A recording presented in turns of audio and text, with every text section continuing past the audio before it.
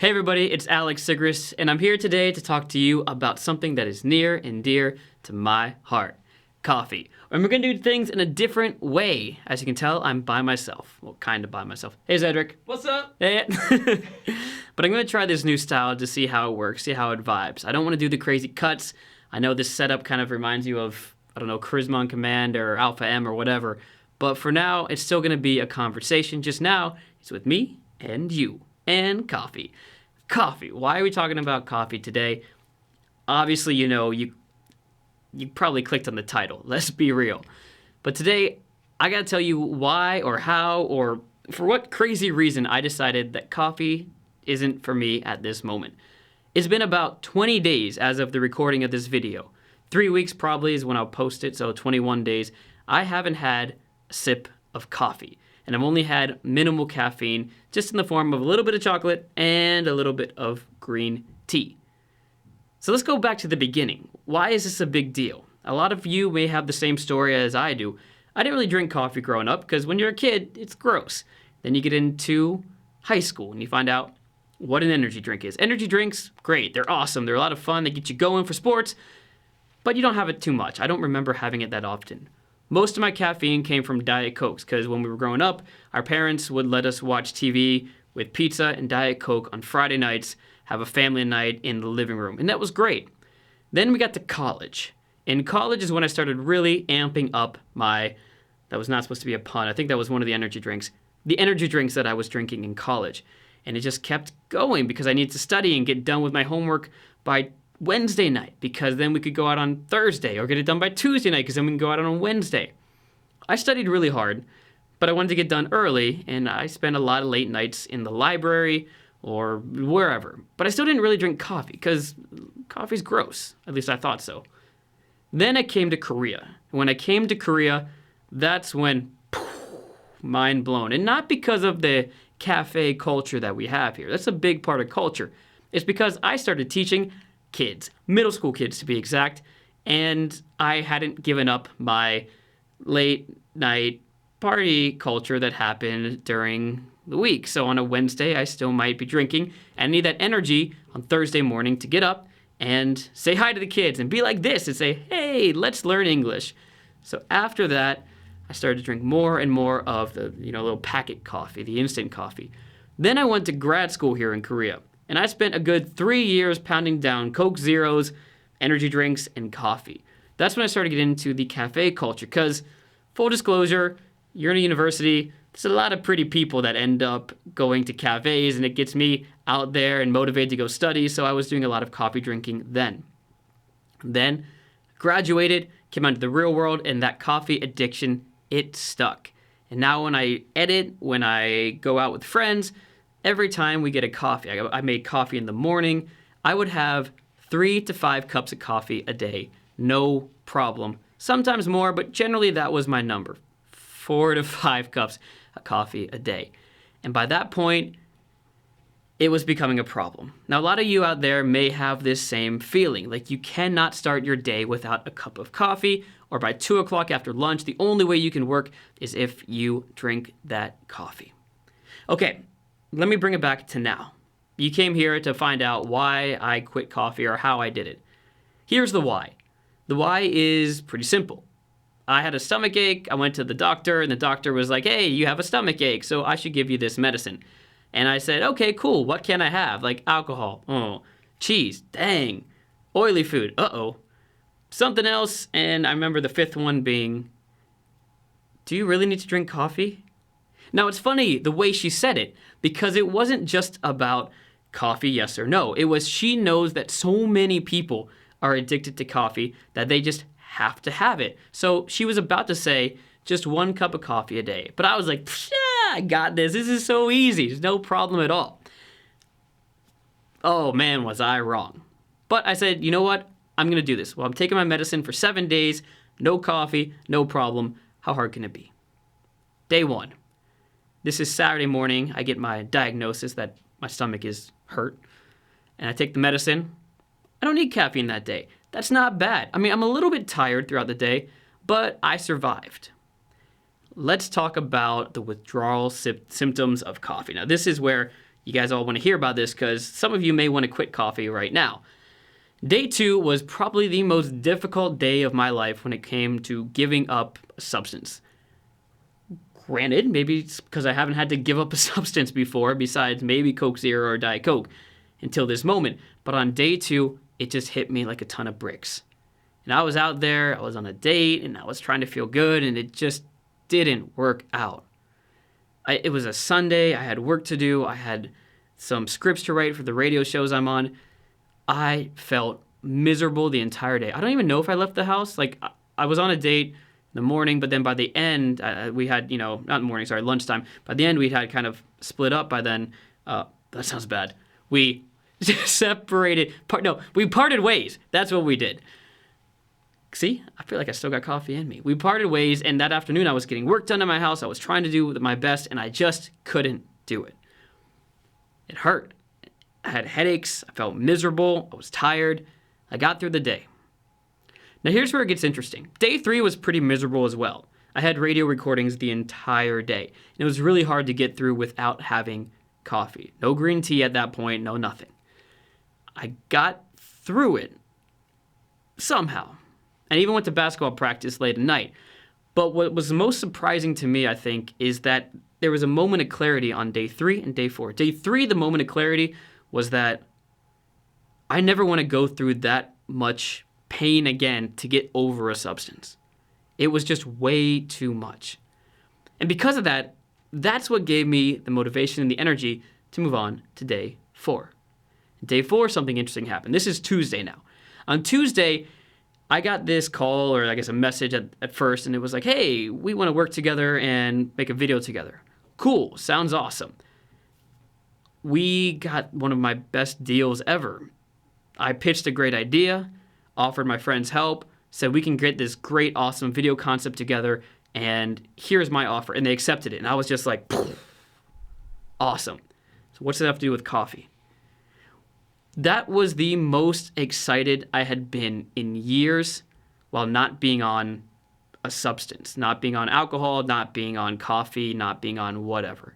I had never been that excited. I got so excited. It was night at night that I didn't know what to do. I messaged some people. I was like, I got this. What do I do? And I just got up and I went to the gym because I had so much energy. And usually to get that kind of energy, you need a pre-workout. And pre-workout is one of those substances that you put in the drink and you mix it. It tastes like watermelon and it's like pure caffeine. Head explodes.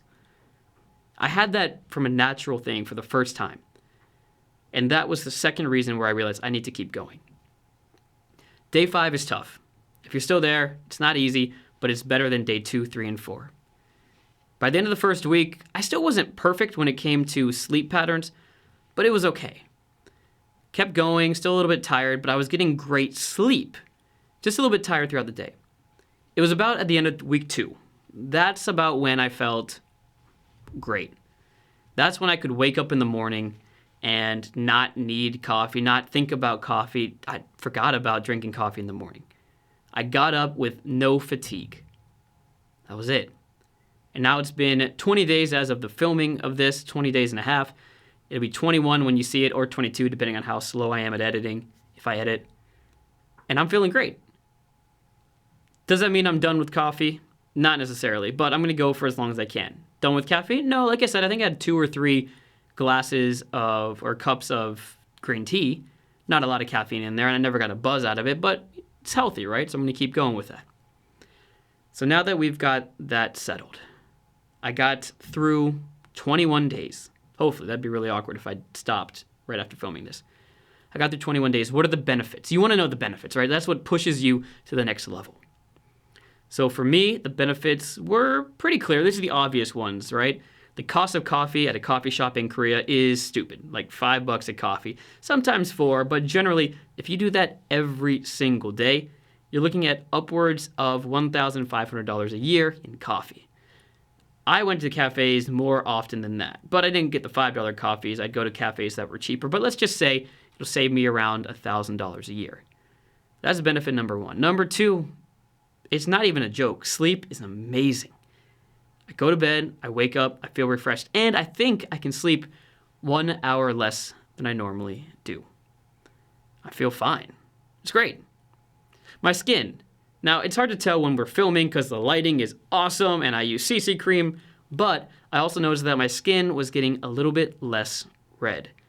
I had these like red areas right here that I put extra CC cream on in order to make sure that they look smoother on camera. But now it's definitely gone down a lot. I don't know about the whole softer skin thing or less wrinkles. It's hard to tell when you see yourself on a daily basis, those small changes. But nonetheless, it's okay. Another change I noticed is that I was less anxious. Now, I don't have huge anxiety problems, but there are definitely times that I've noticed that it's just hard to go out and do some errands, do some chores. I've got to send this letter, to go to the post office to do it, though. You don't want to do these things when you have this anxiety feeling. A lot of millennials especially go through this. But somehow, I was able to kind of push away that anxiety by not drinking coffee, and I don't know, I don't feel as worried as much. Of course, the biggest benefit that I really noticed was the fact that I get excited without caffeine. I get excited when we win a game, whatever the game might be. Might be a card game or we do well in a video. So I get excited now. And it's not because I had coffee beforehand. It's because all those receptors in my brain that required caffeine, they're not getting filled up by caffeine. I don't know what the science is. I actually do, but I didn't write in the script, so you guys aren't getting it. What are the downsides of this? Of course, I like the smell of coffee in the morning. It's hard to beat that. It's really nice to be out with friends and just have that coffee.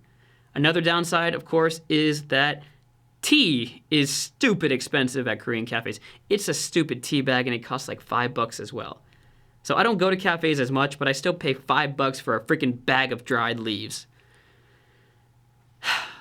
But I'll deal with it. It's okay. It's healthier, so that's fine. There are some other benefits of drinking coffee. There's links in scientific studies like lower cancer risks or something like that.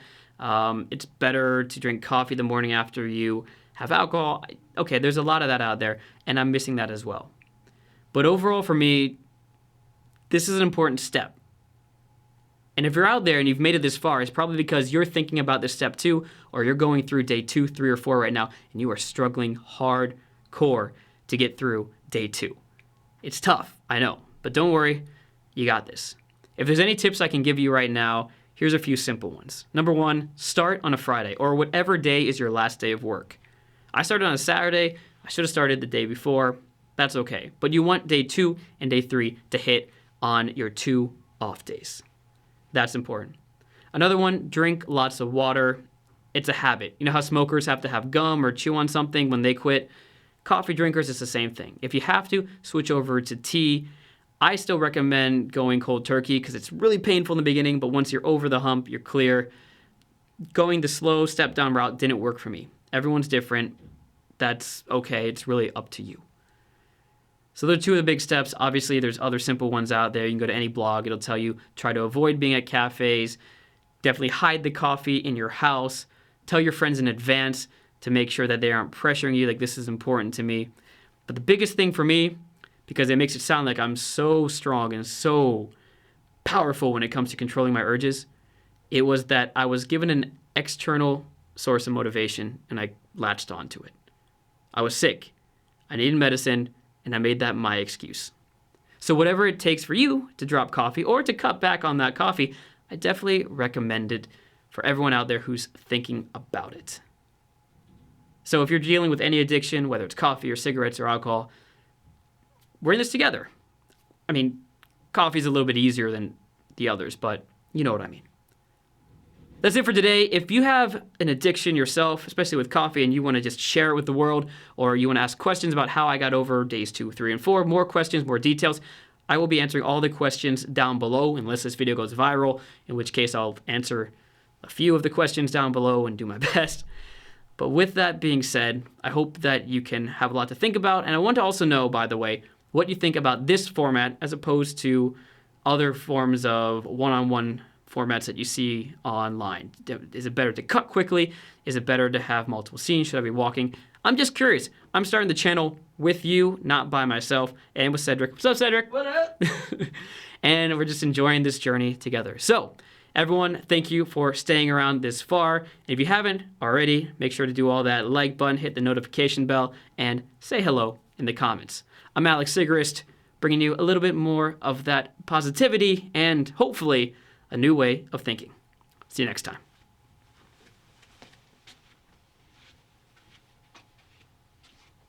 Cool. Freaking Tibak. Oh my gosh.